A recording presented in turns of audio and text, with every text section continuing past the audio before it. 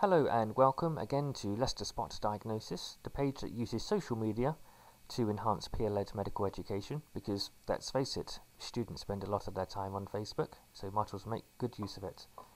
Well, I'm carrying on with the rapid fire questions, and this time turning our attention to the Paediatrics folder. First case. What is the diagnosis? Well, this is a coloboma. It's a congenital defect of the eye. It can involve one or more of the following structures, and I'll list them from anterior to posterior.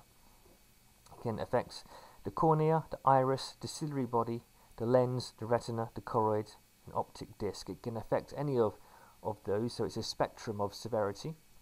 And a couple of syndromes that it may be seen in, one is DeGeorge syndrome and the other is Charge syndrome. Both of these are syndromes where there's a number of congenital abnormalities. Next case. What is the diagnosis? Well, in this newborn we see bilateral cephalahematomas. So one swelling here and another cephalohematoma on this side. Why is there no swelling in the midline?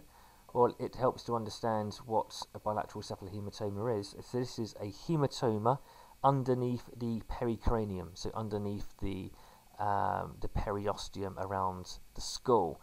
And because of the sagittal suture, it does not cross the midline. On the other hand, a caput secundum does cross the midline because that's a swelling of the soft tissues, not a collection of blood under the pericranium.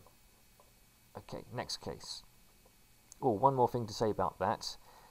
That can be, babies can lose a significant amount of blood, enough to cause shock and anemia. Okay. What is the name given to the appearance of the left eye? Well, this is leukocoria. Now, this is not a newborn, as you can see, and it's one eye. So what could be a cause of this? Well, it could be retinoblastoma, and you'd certainly want to investigate for that. However, if this was a newborn and the leukocoria was bilateral, then you may suggest congenital cataracts.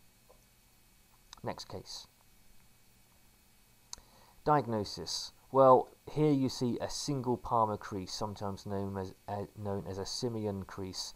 This is seen in Down syndrome, but it's just because someone has a simian crease, it does not mean they have Downs. Next case. What is this sign called? This is a young boy on the floor. He gets up, he goes onto all fours, and then he goes to stand up straight by climbing up his own legs. This is Gower's sign. This indicates Duchenne muscular dystrophy because of weakness of his legs. He has to use his arms to stand up. Notice it's a boy and not a girl. Next case. What is the most likely out of the following? Here we have a temperature chart over a period of 6 days.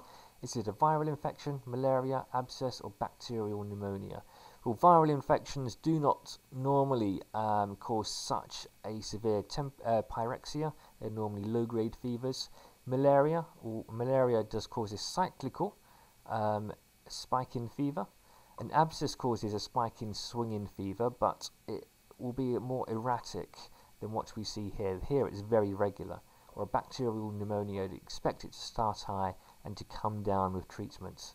So malaria best fits the picture here of a regular spike in temperature. Next case. What's the diagnosis? Well, this is gingival hyperplasia.